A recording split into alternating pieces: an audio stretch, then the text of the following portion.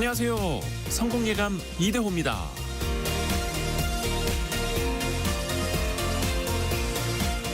몸을 건강하게 만들기 위해서 운동을 하죠. 스트레칭으로 근육을 풀고 유산소 운동으로 심장을 단련하고요. 하루 30분의 운동이 삶의 질을 바꾼다고 합니다.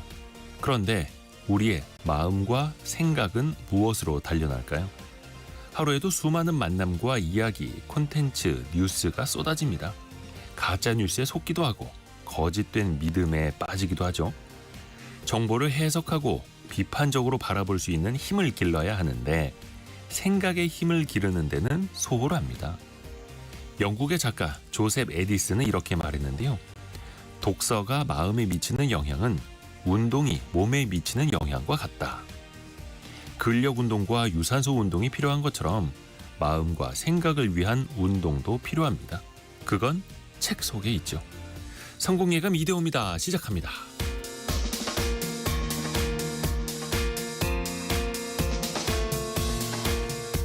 안녕하세요. 이대호입니다. 독서는 우리의 마음을 또 생각을 더 튼튼하게 만들어주죠. 내일 토요일에 찾아가는 성공예감 별책 부록도 그러한 시간이고요. 오늘 비가 오는 지역들이 꽤 많이 있죠. 서울도 마찬가지고요. 또 기상특보가 내려져 있는 곳도 있는데요. 오전 9시를 기해서 전남 지역에 강풍경보가 발효됐네요. 바람 피해 없도록 유념하시길 바라겠습니다. 그리고 또 곳곳에 비 오는 곳도 있으니까요. 또 운전도 빗길 운전도 조심하시길 바라겠습니다. 운전 얘기가 나와서 그런데요. 그 중고차 시장에서 대기업들의 진출이 많아지고 있죠. 이미 진출을 했습니다만 그 대기업의 점유율 제한도 이제 풀렸습니다. 앞으로 어떻게 될까요? 원탁의 기자들에서 같이 한번 논의를 해보시죠. 또 인공지능이 기존의 검색 엔진을 대체할 것이다. 애플 부사장의 발언 한마디에 구글의 주가가 하루 만에 7%나 급락하는 일이 생겼습니다. 여러분의 검색은 요즘 어떻게 변하고 있나요? 원탁의 기자들과 함께 같이 또 이야기해 보시죠. 자, 오늘의 경제 상식 퀴즈도 빠지지 않고 지금 나갑니다. 세 글자 지명인데요. 부산 앞바다에 들어설 신공항 부지 조성 공사에 제동이 걸렸습니다. 국토교통부가요. 현대건설 컨소시엄과의 수의계약 절차를 중단하겠다라고 밝혔는데요. 현대건설 측이 말하기를 안전을 더 확보해야 되고 집안 안정화 또 난도 높은 공사를 하려면 시간이 더 필요하다. 기존의 84개월 즉 7년이 아니라 108개월 약 9년간의 공사 기간이 필요하다. 이야기를 했는데요. 그런데 국토부는 이거 받아들일 수가 없는데 그렇게 되면 우리가 최초에 생각했던 것보다 예산이 더 늘어날 거 아니야. 그러면 다시 처음부터 다시 검토해봐야겠어. 이렇게 밝히면서 이 계약 체결이 무산되는 건데요. 당초 목표였던 2029년 조기 개항도 불투명해졌다라는 평가가 나오고 있습니다. 신공항이 건설될 수 있었던 이 섬의 이름을 맞춰주시면 됩니다. 해운대, 지금 영종도라고 나오고 있고요. 예. 영종도 이미 이제 공항이 있죠. 다른 곳, 부산과 거제 사이에 있는 지역이기도 하죠. 짧은 문자 50원, 긴 문자 100원이 드는 샵 9730, 또 KBS 콩이 열려 있고요. 추첨을 통해서 다양한 선물 보내드리고 있습니다. 또 유튜브를 통해서도 원탁의 기자들 함께 하시죠. 성공예감 이대호입니다. 자주 검색하시면 성공이 가까워집니다.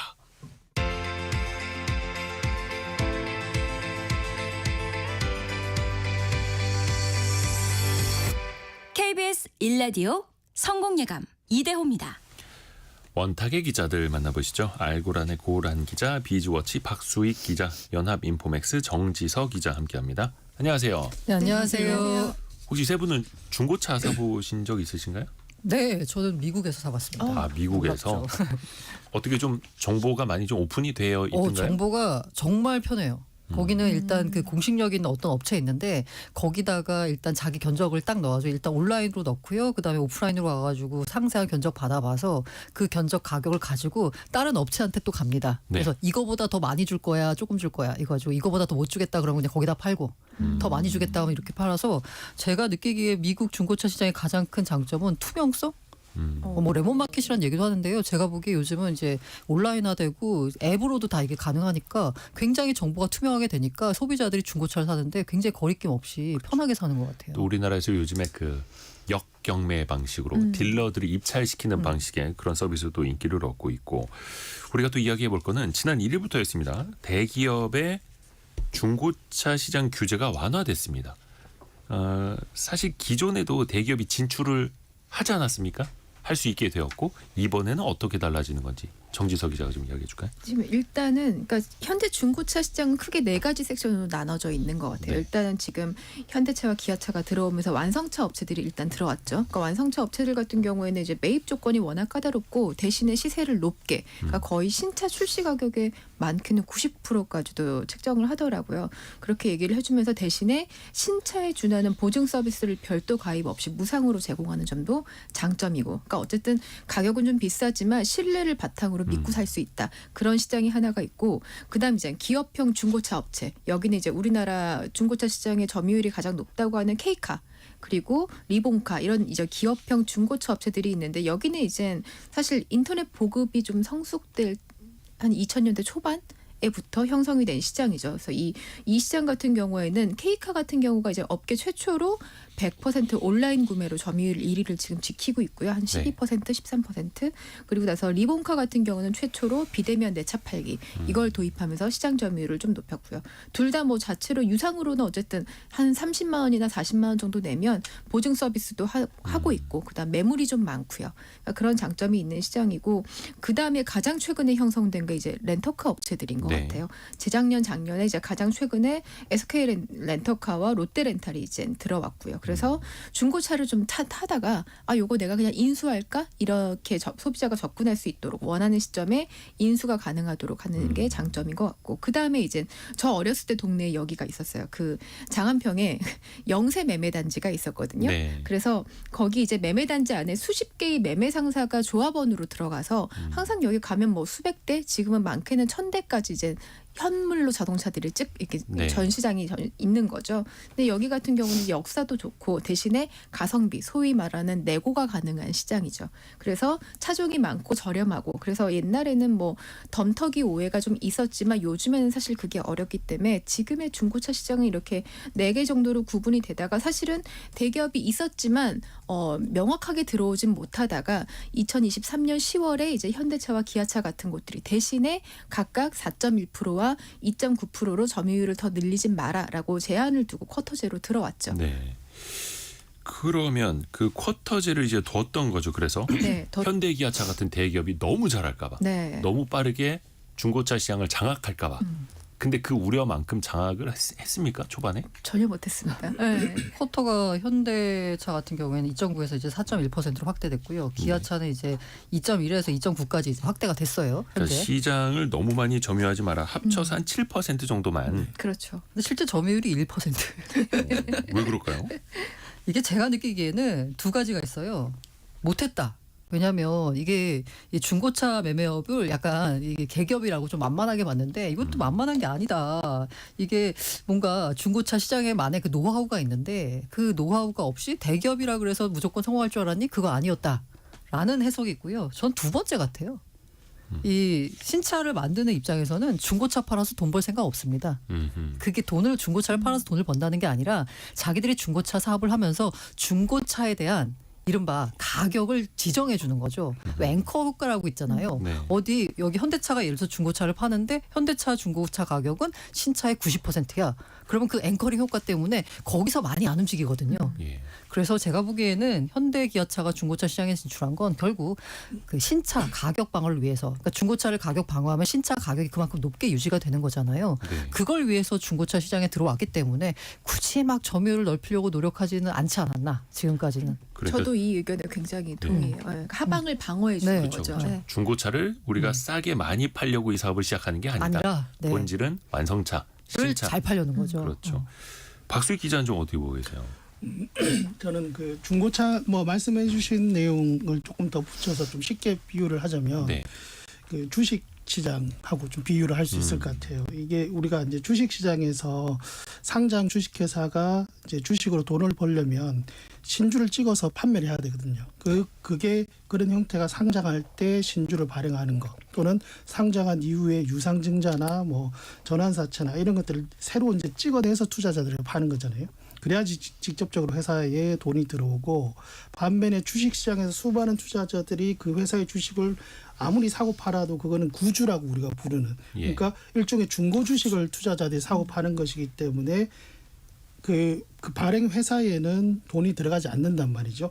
자동차 회사도 마찬가지로 신차를 팔아야지 자동차 회사의 매출이 되고 중고차는 아무리 많이 팔려도 현대기아차의 매출과는 관련이 없어요. 그래서 이게 주식시장과 자동차 시장의 굉장히 유사한 특징인데 이런 상황에서 현대기아차가 중고차 시장에 진출했고 이제 확대를 하려고 한다라고 했을 때는 두 가지 의미가 있는데 하나는 어쨌든 그래도 자신들이 이미 내다 팔았던 차량을 다시 매입해서 판매하면 아예 없던 뭐 돈을 벌려고 하는 건 아니다라고 하지만 그래도 돈은 좀 이미 시장에 진출했으면 버려야지. 그래서 이전에 없던 새로운 매출이 어느 정도 발생하는 게 있고 그보다 더 큰 이유는 아까 말씀하셨던 게 뭐 신차 그러니까 중고차 가격을 지정해 준다. 이게 주식시장과 비교하면 어떤 의미냐면 주식시장에서 이제 아무리 거래량이 많아도 발행회사로 돈이 들어가지는 않지만 대신 거래량이 늘거나 그래서 주가가 오르면 회사가 나중에 신주를 발행할 때 그 신주의 가격도 올라가고 또는 자사주를 갖고 있던 자사를 팔 때도 그 가격도 비싸게 팔 수 있고 이런 연쇄 효과가 있듯이 자동차 회사도 현대기아차가 중고차 시장에 진출해서 자신들이 만든 차량이 중고차에 거래될 때 어떤 신뢰나 품질을 보장해주면 결국에는 중고차 가격의 하락을 좀 막아주고 가격을 어느 정도 방어를 해주고 그게 결과적으로 신차의 판매 단가를 높이는 그런 효과가 나타날 수 있다. 그러니까 그 전략을 현대기아차가 보여주고 있는 거고 뿐만 아니라 이제는 수입차 메이커까지 아예 국내에 진출을 할 때 중고차 사업까지 시작하겠다 이렇게 밝히더라고요. 수입차 같은 경우에는 특히나 아마 그냥 국산차보다는 수입차를 중고차로 사는 경우가 더 많을 것 같아요. 아무래도 가격 차이가 더 크죠. 신차와 부담이 되다 중고차. 보니까. 근데 이제 그 수입차를 신차를 살 때도 이거 내가 중고로 얼마나 내다 팔 수 있지? 요게 만약에 감가상각이 적게 되는 걸 먼저 고르게 되거든요. 때문에 같이 들어오는 게 수입차 입장에서는 훨씬 더 유리한 고지를 점하지 않을까라는 생각이 듭니다. 이번에 비아디 같은 경우도 국내에 중국차. 진출하면서 중국 비아디 같은 경우 들어오면서 함께 국내 진출이랑 같이 중고차 담당 법인도 별도로 또 성립을 했잖아요. 그러니까 이것도 사실 저는 이 얘기를 들었을 때 현기차랑 좀 비슷하다 전략이 자기들이 들어오는 매물에 대해서 하반 가격을 좀 받쳐주기 위해서 같이 세팅을 하는 거다라는 느낌이 들긴 했는데 어쨌든 근데 렌터카 업체도 그렇고 수입차 업체도 그렇고 제조사한테도 그렇고 이 중고차 마켓이라는 것 자체가 확장성이 굉장히 큰 시장으로 인지가 되고 있는 것 같아요. 이제. 김유진님이 저희 집 옆에 중고차 매매 건물이 웅장하게 있습니다. 그 되게 크죠. 차량을 또 엄청나게 거의 뭐 대형 물류센터만큼이나 지금은 그런데 사무실이 많이 비어 있습니다. 이렇게 알려주십니다. 그러니까 대표적으로 중고차 산업이 금리에 되게 민감하죠. 완전 민감하죠. 예, 아무래도 캐피탈 금리, 할부 금리 올라가면은 사람들이 또 중고차도 많이 안 사게 되다 보니까 그리고 또 거기에다가 대기업들이 들어오면서 중소 영세 중고차 매매상들은 좀 더 어려움을 겪는다고 하더라고요. 앞에서 그 고란 기자가 레몬 마켓이라는 표현을 잠깐 썼는데 레몬은 이제 겉은 예뻐 보이지만 막상 이제 잘라서 먹어보면 엄청 신. 근데 그 맛은 잘 알기가 어려운. 대표적으로 이제 중고차가 그렇지 않습니까? 네. 그래서 대기업들이 뛰어들면서 뭔가 좀 투명성을 더 높여보자라는 취지였는데 그 효과가 있었을까요? 저도 이게 현대기아차가 들어와서 중고차 시장에서 돈을 얼마나 많이 벌어가느냐보다 사실 애초에 현대기아차가 들어왔던 이유가 소비자들의 요구가 더 컸다라는 생각이 듭니다. 네. 중고차 시장 자체가 워낙 레몬 마켓이고 혼탁하고 이게 복불복이에요. 진짜 잘 걸리면 좋은데 뽑기. 네, 뽑기 맞아요. 잘못 뽑으면 정말 이른바 이제 문제 있었던 차량을 본의 아니게 이제 사게 되는 경우도 있고 그러다 보니까 믿을 수 있는 대기업에서 인증된 중고차를 좀 사보자라고 했는데 물론 현대기아차가 파는 중고차가 다른 그 중고차에 비해서 가격이 비쌉니다. 그런데 이런 대기업들이 들어오고 뭐 인증제를 해주면서 뭔가 믿을 수 있는 시장 자체로 재편되는 것 같아요. 그리고 그 과정에서 이른바 뭐 장안평에 있는 영세 사업자분들 같은 경우에는 시장에서 조금 선택을 못 받아서 퇴출되는 경향이 있긴 하지만 어쨌든 예를 들면은 그 이제 그 현대기아차 들어오고 나서 예를 들면 이제 헤이딜러라는 이제 업체가 들어오면서 네. 이제 매입도 경쟁 시스템으로 해가지고 소비자 입장에서 더 뭔가 좋은 가격에 팔 수 있는 것까지 이제 가능해졌잖아요. 그래서 현대기아차 등 대기업의 중고차 시장 진입은 소비자 후생 증대에 저는 기여했다라고 봅니다.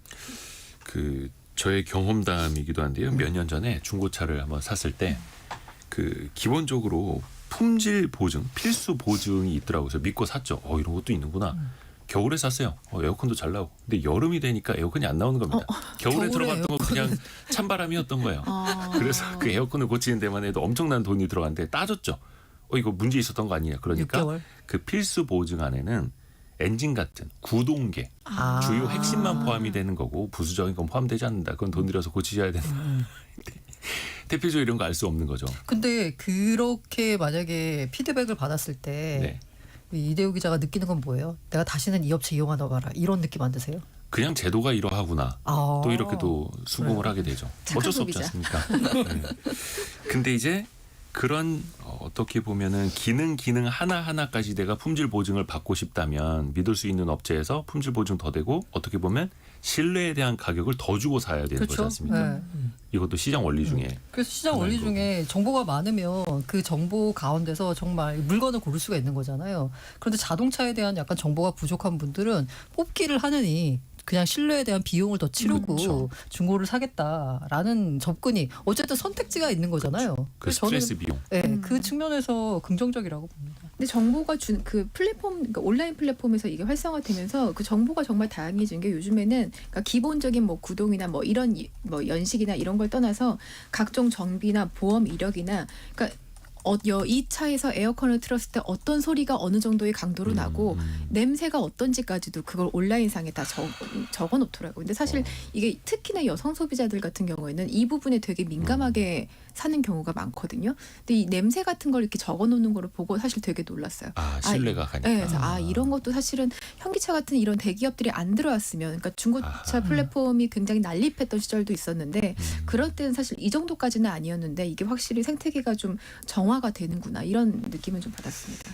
근데 이제 그게 좋은 서비스이긴 한데 좋은 서비스에는 가격이 더 붙죠. 네, 뭐 당연히. 그거는, 네. 그래서 그러면 뭐 이게 보면 시장은 엄연히 좀 현대기아차가 이제 점유율 제한이 해제가 됐지만 지금 현재 1%인 중고차 시장 내의 점유율이 급격하게 올라가거나 그러기는 조금 쉽지 않은 게 현대기아차 스스로도 굉장히 자신들이 중고차 인증이라고 하는데 인증 중고차를 선정하는 기준, 즉 매물을 고르는 기준이 일단 굉장히 까다롭고요. 맞아요. 뭐 5년 내에 주행거리 10만 킬로 이내 뭐 이렇게 돼 있고 그러다 보니까 현재 최근에도 현대 기아차 각각의 1,000대가 안 넘어요. 매물 자체가.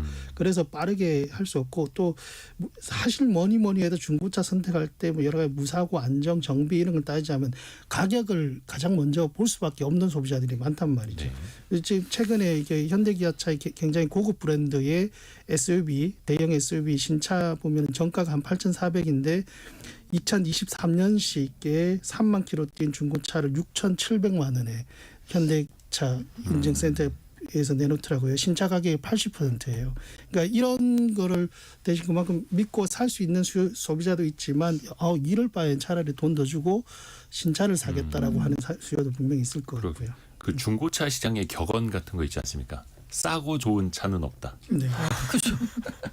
딜러분들이 그냥 돈 더 주시고 좋은 차 사세요. 이렇게 또 이야기하시는 분들도 있고.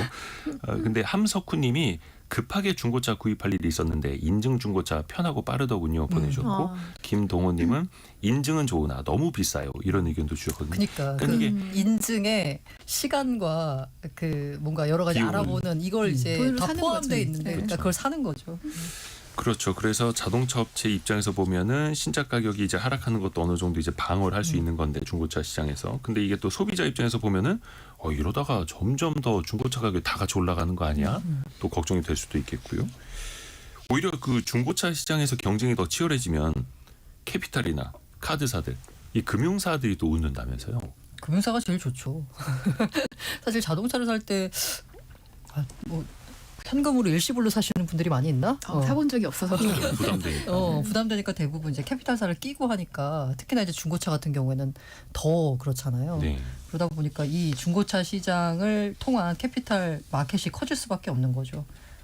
지금 잔액이 한 15조 원 정도 넘었는데 이게 작년이니까 1년 전이랑 비교하면 1년 사이 1조 원 넘게 늘어난 거거든요. 중고차 금융. 네, 등고차 금융만. 근데 보면 사실 여전사들이 최근에 부동산 PF 이런 것 때문에 한창 PF 쪽으로 돈을 좀 많이 투자를 하다가 시장이 망가지면서 이제 신사업을 할 데가 없다가 중고차 금융이 되게 돈이 되고 이 시장이 커지니까 새로운 신사업 먹을 거리라고 생각을 한 거죠. 그래서 더 의욕적으로 이쪽을 좀 늘리고 있더라고요.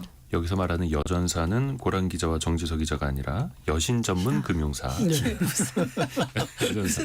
혹시 오해하실까봐 모르실까봐 그 기자들이 이제 약칭을 많이 쓰기는 합니다만, 그래서 우리 청취자분들도 어디 가서 캐피탈, 뭐 카드사 이야기할 때 여신 전문 금융사 혹은 여전사 이렇게 맞아요. 줄여서 말씀하시면 좀 있어 보입니다.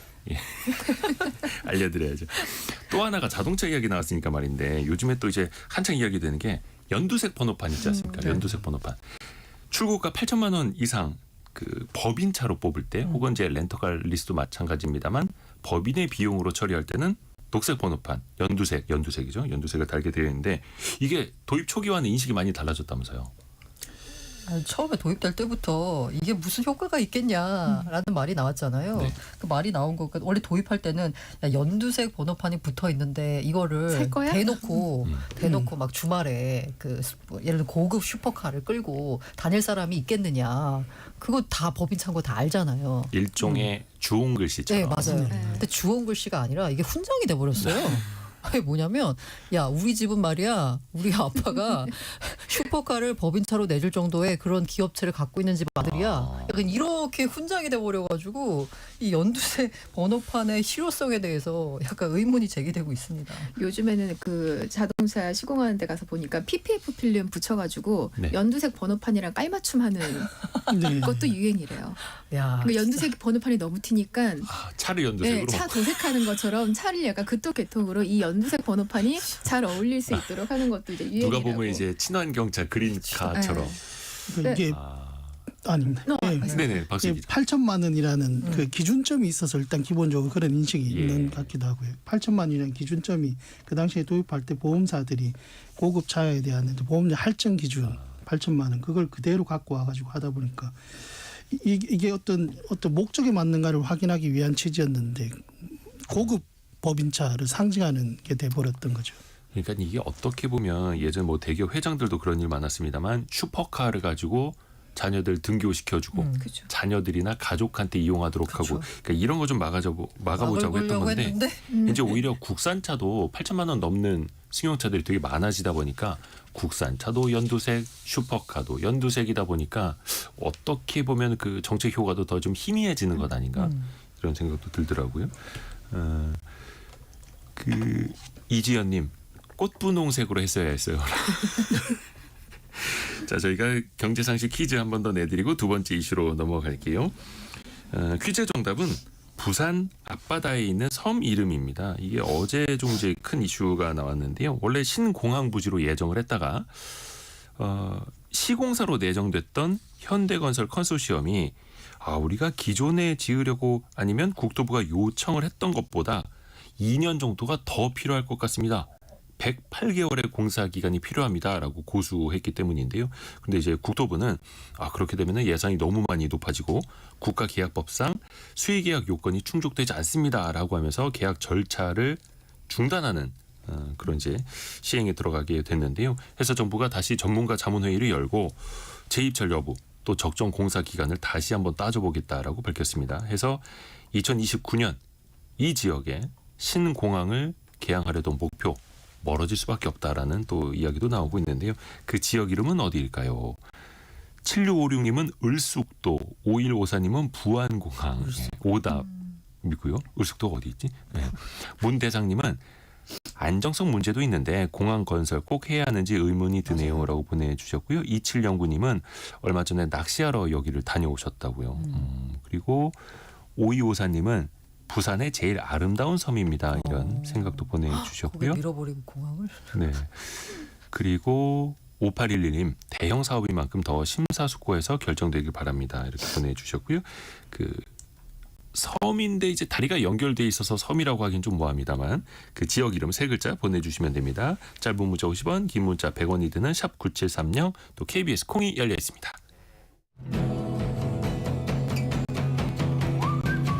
오늘의 움직임에 주목하고 세상의 흐름을 놓치지 않습니다. 여러분의 내일을 응원하며 성공의 열쇠를 함께 찾아갑니다. 성공예감 이대호입니다. 4043님이 오늘 비오는 출근길 사장님과 출근하면서 매일 듣는 라디오라고 보내주셨네요. 사장님과 같이 출근을 하시면 운전하시는 분이신지 설마 사장님이랑 카풀 분위기가 엄청 좋은 회사겠네요. 예, 성공예감 이대호입니다. 들어주셔서 감사합니다. 우리 기자분들은 이제 취재하면서도 기사 쓸 때도 그렇고 일상생활에서도 검색 정말 많이 하실 거 아니에요? 네. 요즘엔 검색 어느 사이트 통해서 많이 하세요? 예전엔 진짜 네이버 쓰다가 요즘엔 정말 챗 GPT를 굉장히 많이 써요. 이게 진짜 무서운 게 AI 처음 나왔을 때 그 주식 시황 같은 거 써준다고 해가지고 야 기자들 이제 먹고 살 거 없는 거 아니야라고 하다가 요즘에는 챗 GPT한테 데이터 주고 이거를 월스트리트저널 스타일로 써줘 그러면 기사를 써줘요. 조선일보 스타일로 써줘, 경향신문 스타일로 써줘. 그러면 그 약간의 그 어떤 논조나 아니면 그거에 맞게 써주거든요. 그래서 아 진짜 다른 일을 같이 할 수 있는 걸 뭔가 알아봐야 되나 이런 생각이 트럼프를 들어요. 사랑하는 폭스뉴스 스타일로 써서 네, 진짜로 써줍니다. 네. 박수익 기자는 요즘 어떠세요? 저는 좀 연식이 있어서 그런지 아직 챗GPT까지는 못 나가고 여전히 이제 네이버를 많이 쓰고 유튜브도 좀 많이 보고 하고 있고. 근데 저희 젊은 후배들은 또 인공 챗GPT를 많이 활용을 하더라고요. 요즘은 그래픽도 많이 그렇게 활용을 하고요. 네. 요즘에 언론사에서 예전에는 이제 이미지 같은 거 넣을 때 항상 이제 앞에 뭐 네이버 앞에도 떠야 되니까 그걸 어디에서 많이 사오거나 직접 사진 기자들이 찍은 걸 썼는데 요즘에는 생성하는 이미지 정말 많이 쓰잖아요. 네, 기사에도. 많이 쓰죠. 어떻게 보면 되게 편리해졌는데 그 얼마 전에 그 하루 전이었죠. 구글의 주가 그러니까 구글의 모 기업 알파벳이라고 하는 회사 주가가 단번에 7% 이상 급락하는 일이 생겼습니다. 네네. 애플 부사장의 한마디 때문이었죠. 네, 애플 부사장이 나와가지고요. 오픈 AI, 퍼플렉서티, 앤스로픽 이게 이제 AI 기반 검색 기능이잖아요. 네. 기존 검색 엔진을 대체할 거다라면서 지난달에 이 사파리가 애플 웹브라우저입니다. 검색량이 처음으로 줄었다라고 했어요. 사실 애플 같은 경우에는 사파리 검색 엔진이 기본값으로 설정이 됐거든요. 네. 근데 이거를 이 수석 부사장이 근데 말이야 이제 구글 말고 이제 AI 기반 요구가 더 많아졌으니까 요거를 앞으로 우리가 더 이용할 거야. 사실 아까 말씀드린 대로 기본값으로 구글이 됐다라고 했는데 애플 입장에서도 이제 그 기본값은 아니지만 여러 AI를 검색 엔진 옵션으로 추가하는 방안을 검토하겠다라고 했어요. 이러다 보니까 갑자기 애플에서 발생하던 여러 가지 검색 트래픽이 이제 없어질 수도 있는 거잖아요. 네. 줄어들 수 있는 거잖아요. 쉽게 말하면. 그러다 보니까 구글 입장에서는 검색 시장에서 나오는 광고 수익이 이 구글 수익의 상당히 많은 부분을 차지합니다. 그러다 보니까 구글 주가 떨어졌고 또 반대로 애플 주가도 떨어졌어요. 이유는 뭐냐? 거기 아까 제가 기본으로 구글을 탑재해 준다라고 했잖아요. 네. 그 대가로 구글이 애플한테 지불하는 돈이 22년 기준으로 200억 달러입니다. 28조를 주고 있어요. 연간. 예, 연간이요. 이러다 보니까 애플 주가도 떨어지고 이제 구글 주가는 확 더 밀리고. 그래서 AI 시대에서 밀리는 거는 뭐 구글이나 애플이나 비슷한 처지이기도 하고요. 이 글로벌 검색 시장이 진짜 지각 변동인 게 지난달에 구글의 그 글로벌 검색 시장 점유율이 89.7%인데 네. 그래도 우와 되게 높네라고 생각을 하지만 실은 작년 10월에 2015년 이후 처음으로 90%의 아래로 내려온 이후에 지금 이게 회복이 안 돼요. 이게 전 세계 기준. 네, 전 세계 글로벌. 기준이요. 와, 네. 전 세계 기준으로 구글이 항상 90% 이상을 점유하고 있었는데 90% 밑으로 내려오기 시작했다. 네, 작년 10월에 내려온 이후로 지금 아직 못 올라가고 있거든요. 근데 챗 GPT 같은 경우에는 글로벌 검색 시장 점유율이 지금 뭐 어디서는 2%를 넘었다 이런 이야기까지 지금 나오고 있거든요. 그러니까 사실 뭐 이 가운데 이제 만약에 애플과의 계약이 앞으로 구글이 해지가 되면 구글이 입을 타격은 더 커질 것이고 만약에 구글 검색에 대한 뭔가의 대안이 생기면 사실 많은 광고주가 광고 예산의 대부분을 구글에서 이제 다른 데로 옮겨가겠죠. 그러니까 아마 구글은 더 타격이 클 수밖에 우리 없는. 청취자분들도 많이 느끼시고 계시는 것 같아요. 김서영 님이 일상에서 검색을 챗 GPT로 하면 편리하고 시간도 절약되더라고요. 이 창 저 창 들락거리지 않고 한 창에서 다 해결되니까요. 그러니까 인터넷 창 브라우저 하나로 이거 많이들 체감하고 계시죠? 근데 다만 조심해야 될 게 예. 가끔 할루시네이션이라고 하잖아요. 약간 환각 효과, 네. 그러니까 틀린 답을 진짜처럼 네, 말해주는 거. 맞아요. 굉장히 틀린 답을 정성스럽게 길게 얘기하는 경우가 있거든요. 그래서 그거는 조금 확인을 해 보셔야 되는데 이게 하다 보면은 점점 얘가 환각이 줄어든다라고 하더라고요. 조금 그래도 정확해져 가고 있어요. 고쳐가고 근데 있어요. 여전히 있기 때문에 혹시라도 왜 정확한 데이터가 필요한 경우에는 한 번 더 거기 보시면 그 출처 부분이 이렇게 표시가 돼 있을 거예요. 네. 그거 들어가 가지고 한번 확인을 해보시면 더 정확한 정보를 그 얻으실 수 초창기에는 있습니다. 없던 게 이제는 생겨났죠. 해서 출처를 밝혀주고 사람들이 그걸 클릭해서 그 사이트를 들어가서 볼 수 있게 해주고. 근데 중요한 거는 그 출처가 틀린 내용을 담고 있으면 이 AI도 틀린 답을 하게 되는 거죠. 근데 그 출처 부분이 맞았는지 틀렸는지는 구글 검색해도 마찬가지잖아요. 그 출처로 들어가는 사실은 거니까. 그렇죠. 근데 어쨌든 그거 한 번 더 검증할 수 있다는 거 사람이. 이것도 되게 또 중요합니다. 근데 이게 앞에서 구글이 전 세계 검색 시장의 90% 이상을 점유해 왔다라는 이야기도 해줬습니다만 지금 이제 89%대로 내려왔습니다만 근데 그 문제 때문에 전 세계적으로 구글의 독점 이슈 심지어 알파벳이 있는 미국에서도 독과점 문제 때문에 지금 재판이 진행 중인 상황이기도 하잖아요. 반독점 소송이 벌어지고 있죠. 이게 검색 엔진을 아까 90% 처음 깨졌다라고 하는데 이 정도면 거의 독점이잖아요. 근데 또 이게 역설적으로 챗GPT 같은 AI 검색이 이제 시장을 더 점유해 가면서 그러면 독점 문제가 또 이제 그냥 자연스럽게 해소되는 건가 싶기도 하고요. 저도 그런 생각이 들어요. 예. 저는 이 반독점 소송을 보면서 무슨 생각이 들었냐면 그 배민 그 딜리버리 히어로가 배민 인수할 때 네. 독점 벌어지면서 뭐 이걸 팔아라 저걸 하면서 이제 여러 가지 일들이 벌어졌었잖아요. 근데 지금 현재 상황에서 벌어졌을 때 물론 배민이 여전히 뭐 거의 50% 점유되나 뭐 어쨌든 1위 사업자긴 하는데 그의 반면에 뭐 쿠팡이츠라든 다른 없던 사업자가 시장을 치고 들어왔어요. 그래서 이제 배달이라는 범위를 어디로 봐서 독점이라고 할 거냐 부분에 있어서 그때 논란이 많이 있었는데 결과적으로 놓고 보면 이 굉장히 큰 틀에서 뭔가 소비자에게 서비스를 전달하는 경로라고 보자면 이게 배민의 독점을 인정할 수 있냐라는 게 논의가 지금 나오고 있는 거잖아요. 마찬가지로 구글 검색 서비스도 이게 검색의 형태만 다를 뿐 어떤 식으로 서비스가 소비자에게 전달되는가를 보자면 이게 구글이 독점이 이게 굳이 소송까지 하면서 뭘 팔아야 되는 이것까지 해야 되느냐 부분에 있어서는 약간 의문입니다. 자연스럽게 그냥 기술이 발전하면서 문제가 해결되는 것 같아요. 그래서 미국에서도 말씀하신 것처럼 그 브라우저 인터넷 창인 크롬이라는 사업부를 매각하라는 그런 이야기도 나오고 있고 그런데 또 구글 입장에서 보면 크롬 우리가 이렇게 매각할 필요는 밀리고 없지. 있는데 네. 왜 맞아요, 굳이?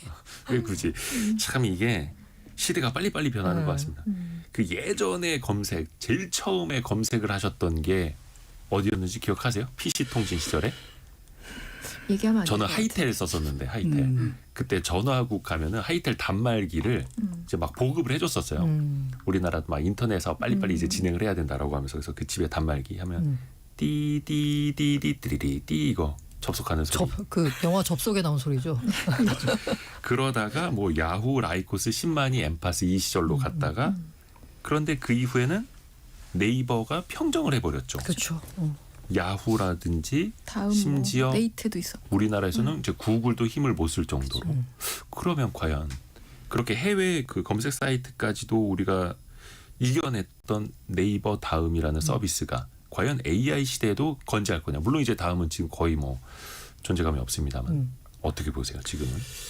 이 어떻게 보면 검색 엔진이 이제 AI가 이 전통적인 검색을 빠르게 잠식할 것인가 이게 뭐 지금 사실 논쟁인 건데 네. 조금 몇 년 전으로 돌려보면 사실 그때도 그런 비슷한 논쟁들이 있었는데 이제 유튜브라는 플랫폼이 등장을 하면서 우리가 검색으로 정보를 얻는 어떤 방법이 텍스트에서 영상으로 많이 빠르게 갈 것이다라고 봤고 실제로 유튜브가 굉장히 빠르게 성장을 했어요. 그런데 구글이나 네이버는 그러면 무너졌느냐?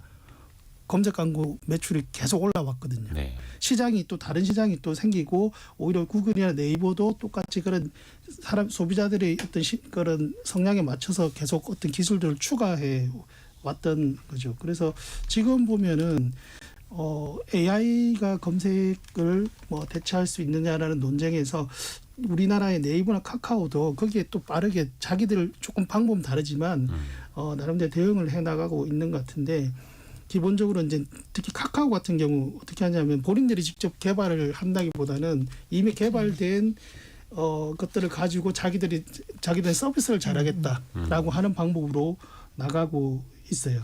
그게 지금 그렇죠. 이제 베타 테스트 들어가고 있는 카나나라는 카카오 거. 네, 예, 서비스이기도 하고 그래서 전반적으로 우리나라의 그 뭐 네이버나 카카오나 전반적으로 우리나라의 기업들이 앞으로도 글로벌 이 시장에서 이 AI에 대한 어떤 기술 투자를 따라가지는 못할 것 같아요. 너무 격차가 많이 그쵸, 그 벌어지고 규모로 봤을 때. 돈 자체가 뭐 평균적으로 글로벌 시장에서 한 40조 이상을 매년 투자를 한다는데 우리나라는 지금 네이버 카카오 합산해서 2조 조금 넘나 이런 수준인데 이게 갑자기 막 늘어날 수는 없죠. 대신 네. 가지고 와가지고 이제 서비스를 하는 식으로 계속 이제 대응을 하는 뭐 그런 식으로 가지 않을까 싶습니다. 그렇죠. 그래서 규모라든지 경제력, 뭐 돈 싸움에서도 밀릴 수밖에 없는데, 근데 국내 시장에서 토종 AI가 또 없을 수는 없는 거고 네. 고군분투하고 있는 거죠. 걱정이죠. 근데 이제 사실 구글, 그러니까 알파벳의 구글 같은 입장에서 보면 검색 시장 점유율을 거기서 더 넓히기는 어렵고, 어렵죠. 그런데 이제 줄어드는 걸 방어하는 입장이고, 국내로 봤을 땐 또 네이버가 같은 입장 아닙니까? 하광희님이 검색하면 광고 블로그가 너무 많아요.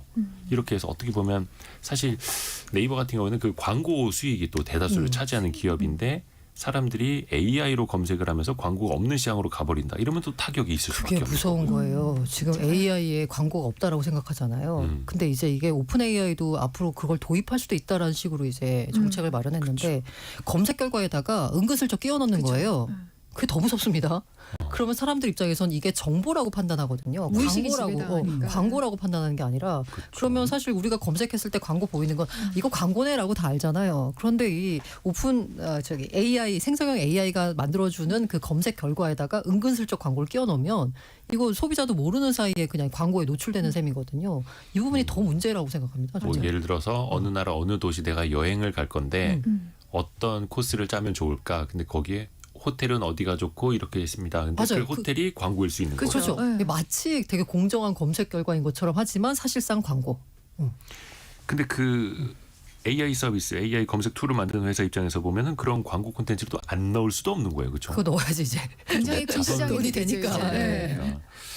그렇죠. 해서 근데 이번에 구글에서도 뭐라 그럴까 좀 항변을 했죠. 주가 그렇게 급락한 다음에 우리도 준비하고 있고 제미나이라는 서비스도 있고 기존에 구글 검색하던 사람들이 제미나이로 넘어오고 있고 제미나이 검색을 할 때 또 그 사이에서 광고를 또 보여줄 수도 있다. 실제로 구글 아마 최근에 검색해 보시면 검색이 되게 좋아지지 않았어요? 맞아요. 그 가장 윗단에 재미나의 검색 결과 이렇게 보여주잖아요. 저는 그게 되게 큰 도움이 되더라고요. 그래서 구글도 이제 구글 입장에서는 대응을 하고 있는 거고 저는 잘 모르지만 전문가들이 보기에는 구글의 AI가 가장 뭐 좋다면서요. 기술이. 뭐 그렇다고 하더라고요. 네. 그래서 아마 그 기본 기술을 바탕으로 해가지고 뭔가 소비자의 니즈에 맞는 서비스를 내놓으면 우리가 구글 걱정하고 있을 때는 아닌 것 같은 어떻게 보면 이제 검색의 정확도 측면에서 보면 아까 이야기했던 AI의 할루시네이션, 환각 효과, 거짓된 말을 하는 것도 확실히 좀 줄어들고 있고 그럴듯하게 또 그거를 가지고 또 AI 서비스 기업들이 경쟁을 하고 있고 나아가서는 이게 검색의 행태도 더 변할 것 같아요. 이미 오픈 AI 챗 GPT에서도 서비스하고 있습니다만 사진을 보여주고 그냥 내가 지금 카메라로 찍고 있는 거를 뭔지 일본에 가서 내가 일본어 하나도 모르는데 맞아요. 언어도 번역해주고 글자도 번역해주고 지금 뭐 앞에 모니터가 있네요. 그 모니터는 삼성에서 나온 겁니다. 이거 다 설명해주고 있고 이러다 보니까 이제 광고가 어디 붙어야 되는 거지 나중에 시장이 굉장히 빠르게 변하고 있죠. 그 왜 그런 되게 유명한 말이 있잖아요. 내가 뭔가 서비스를 이용하고 있는데 돈을 내고 있지 않다면 네가 바로 그 돈이라고. 시장을 또 우리가 형성을 해주고 네, 있는 거고. 네. 박수익 기자도 그렇게 빨리 좀 쓰셔야겠지 않겠습니까? 노력을 하겠습니다.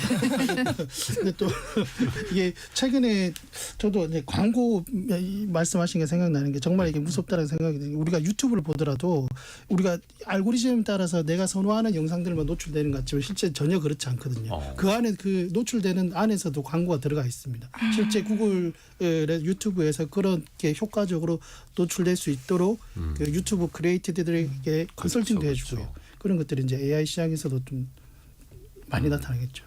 분명히 내가 지금 찾고자 하는 건 아닌데 이 검색 사이트들이 내가 좋아할 만한 걸 내가 필요할 때 또 띄워주는 그 기술. 그거 보면 어떠세요? 전 진짜 살짝 기분이 조금 이제 나쁘더라고요. 소름 돋기도 해요. 네.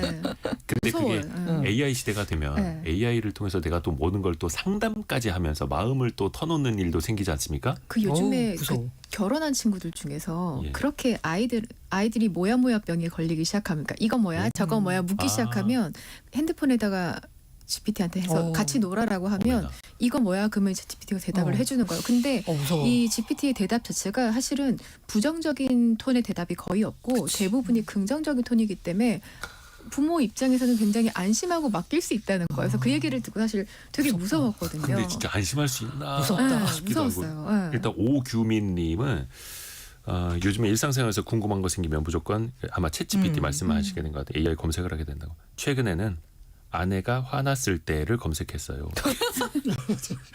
정말 우리 일상 속으로 많이 들어와 있습니다. 오늘 원탁의 기자들 김정주님이 보내주신 걸로 마무리해야겠네요. 고란 기자님 목소리 들을수록 매력적입니다. 정지석 기자님은 목소리가 참 예쁘고 박수익 기자는 경상도 억양 사나이답습니다. 알고라는 고란 기자, 비주어치 박수익 기자, 연합인포맥스 정지석 기자였습니다. 고맙습니다. 네, 감사합니다. 고맙습니다.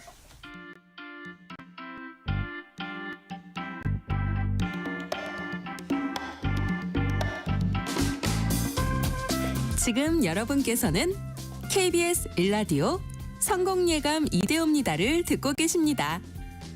프로그램에 참여하신 청취자 여러분께는 추첨을 통해 Y스트릿에서 밝은 눈과 두뇌 건강, 활력까지 한 번에 와이즈 부스터를, 아름다운 식탁 창조 주비푸드에서 뿌리 담은 리얼 생 와사비를, 쉽고 빠른 판촉물 제작 시너지 기프트에서 고속 충전 알람 시계를, 그리고 성공예감에서 준비한 커피 쿠폰을 보내드립니다. 당첨자는 성공예감 이대호입니다 홈페이지에서 확인하세요. 우리나라 출생률 너무 낮아서 걱정 또 걱정이죠. 그런데 그래도 최근에는 월별 출생아 수가 8개월째 늘고 있다고는 합니다. 체험과 저널리즘을 합친 체얼리즘 시간. 머니투데이 남영도 기자가 얼마 전에 아빠가 됐는데요. 이제 하다가 육아 체얼리즘 기사를 썼습니다. 남영도 기자님. 네, 안녕하세요. 설마 기사 쓰려고 아기를 낳으신 건 아닐 테고. 예. 네, 그렇습니다. 태명이 나무라는 아기예요. 아유, 늦게나마 축하드립니다. 지금 한 150일 정도 됐다고요? 네, 150일 됐습니다. 네. 아무래도 첫 애다 보니까 고생이 많았죠. 네, 처음에는 이제 배우자 출산 휴가를 20일 다 써서 키웠고, 이게 위장이 작아서 신생아가 배고플 때마다 계속 울잖아요. 예. 그래서 보통 1시간에서 길어도 2시간이면 우는데, 먹이고 재우고 짧게 자면 또 먹을 시간 되고 기저귀 갈고 씻기고 장 깨고 이제 다시 재우고 먹이고의 반복이었습니다. 이게 정신 차리니까 막 3일씩 지나있더라고요. 그래서 그동안 세계랑은 완전히 다른 삶이구나라는 걸 깨달았는데, 출산 휴가를 쓰면서 평일 주말이 아예 구분이 없구나라는 걸 느꼈고요. 이게 예를 들면 육아 휴직 할 때 휴에서 쉴 휴는 좀 빼야 되지 않나. 그런 그렇죠. 깨달음을 얻었습니다. 네. 출산 휴가, 육아 휴직이 쉬는 시간이 아니라 그렇죠. 아기를 위한 또 시간이기도 하고 그 외에 100일의 기적이라고 하지 않습니까? 100일 지나면 아기가 그래도 조금 잠자는 시간 늘어나고 어떻게 좀 달라지던가요? 하루 일이 끝나면 퇴근하면 이제 쉰다. 이 시간이 없어졌고요. 그렇죠. 육아는 이제 저에게는 출근해서 일하는 것보다는 100배는 더 버겁고 힘든 느낌이었는데, 이제 참 끝이 없다라는, 퇴근하고 싶다. 예. 이런 생각이 강해지고 있습니다. 네. 그렇죠. 그래서 왜 아기 키우는 엄마들도 차라리 나 출근하고 싶다. 회사 가고 싶다. 이렇게들 말씀하신다 하지 않습니까? 육아가 쉽지 않죠. 근데 남 기자는 아까 그 출산휴가 20일 썼다고 말씀하셨잖아요. 그래도 네. 여전히 그 육아휴직이나 출산휴가 제대로 못 쓰는 사각지대도 여전히 많죠. 고용노동부에 따르면 올해 1분기 육아 휴직자가 42,000여 명 정도이고요. 네. 그래도 1년 전보다는 37% 정도 늘어난 수치인데, 여성은 27,000명, 남성은 14,000명 정도입니다. 남성 육아휴직은 지난해 처음으로 30%를 넘어서기도 했는데요. 근데 중소기업 맞벌이 부모들은 육아휴직 뭐 이런 확대된 제도를 실질적으로는 좀 활용하기 어렵다 이런 지적이 나오고 있습니다. 특히 이제 업무가 공백이 생기면 육아휴직이 어렵고 그렇죠. 제도를 쓸 경우에 불이익을 봤다 이런 경우 얘기도 좀 왕왕 들리는데요. 또 전국 600만 자영업자들은 또 아직 사각지대에 놓여 있는데 우리나라는 출산 육아 지원이 좀 고용보험의 틀 안에서 운영되는 특성이 있는데 자영업자나 특수고용직 이런 분들은 지원을 받지 못하고 있습니다. 그렇죠. 또 중소기업 입장에서는 또 현실적으로 대체할 인력을 찾기도 힘들고 어렵기도 하고요. 엄마 아빠들도 힘들기도 하고 아까 그 아기가 100일 지나가면은 그래도 조금 더 자는 시간이 늘어난다 말씀드렸더니 장경민님 100일의 기절도 있습니다. 힘들죠, 힘들어요. 그 육아 때문에도 힘들지만 아기 태어나기 전까지도 마음 고생이 많았다고요.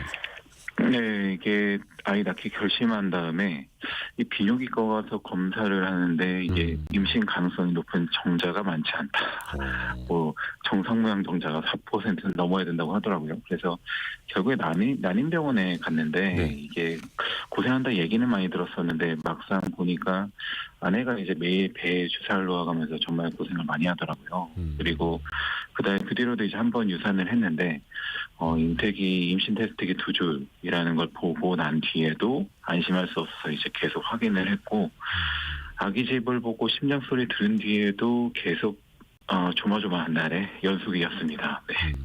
그 사실 난임 부부 입장에서 보면 정말 힘들죠. 그리고 또 비용도 많이 들고 얼마 전에 저희 돈줄 상담소 시간에 사연 보내주신 분은 그 난임 치료하느라고 거의 뭐 자동차 한 대 값 쓰셨다라는 분도 있었고요.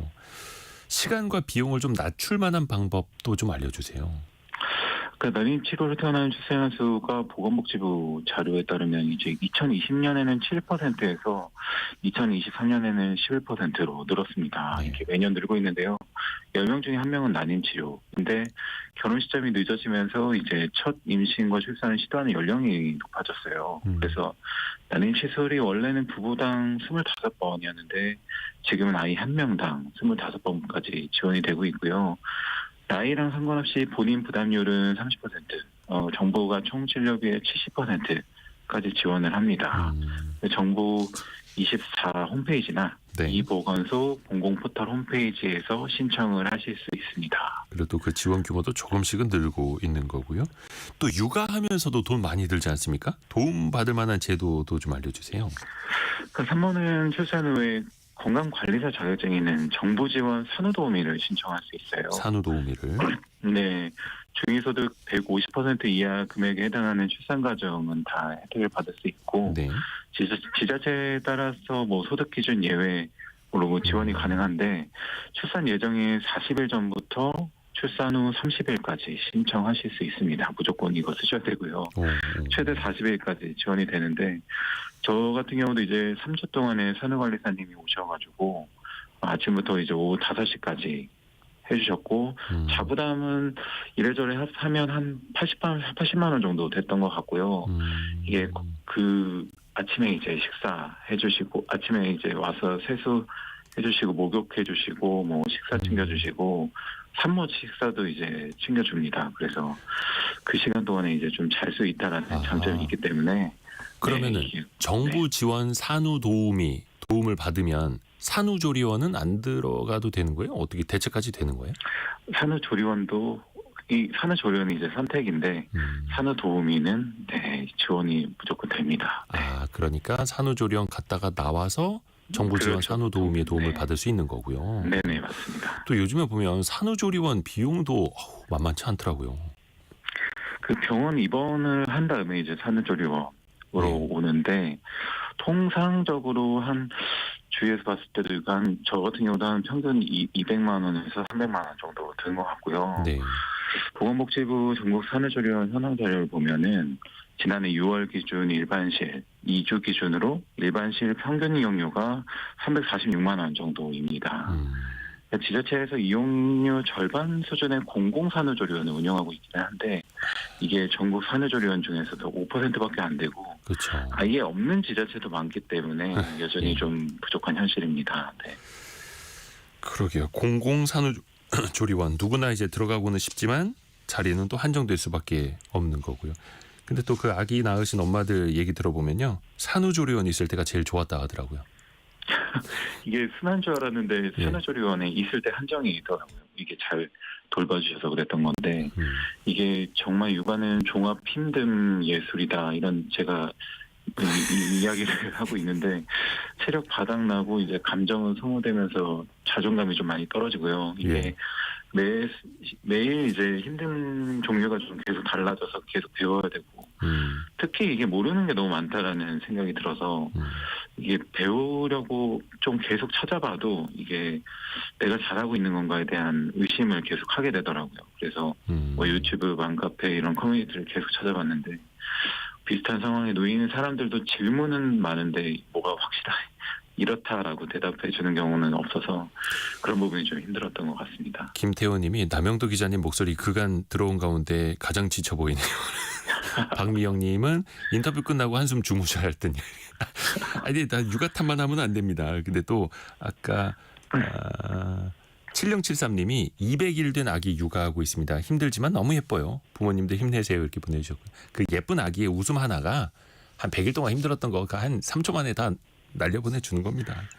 근데 아까 그 조리원 비용, 산후조리원 비용 이야기를 했는데 좀 간단하게 좀 이야기해 주세요. 이게 정부 지원이 늘어나면 조리원이 또 가격을 올린다면서요. 2022년부터 정부가 출생아동당 200만 원에 1000만 이용권을 지급하고 있어요. 네. 그래서 지난해부터 둘째 자녀 이상은 바우처 혜택을 300만 원으로 이제 올리는 등으로 해서 이제 출산 지원을 늘리고 있는데 네. 일부 산후조리원 같은 경우에는 이 정책에 맞춰서 비용을 올리고 있습니다. 그래서 경제적 부담이 여전하다 지적이 나오고 있는데요. 지난해 12월 서울시 조사한 결과 이제 민간 산후조리원 일반식 평균 비용이 한 478만 원까지 나왔거든요. 네. 그러니까 근데 또 보건복지부가 공개한 지난해 산후조리 실태조사 따르면은 만족스러운 정부 정책 묻는 질문에 산후조리 경비를 지원했다. 아하. 이걸 꼽은 답변이 가장 많아서 그러게요. 이 제도적으로 좀 더 뒷받침돼야 한다. 이렇게 말씀드리고 싶습니다. 머니투데이 남영도 기자였습니다. 고맙습니다. 네, 감사합니다. 감사합니다. 저희가 2부에서는요. 곽재식 작가와 함께 뿌리 깊은 제조업 시간으로 돌아옵니다. 잠시 뉴스 들으시고요. 10시 5분에 금방 다시 뵙겠습니다.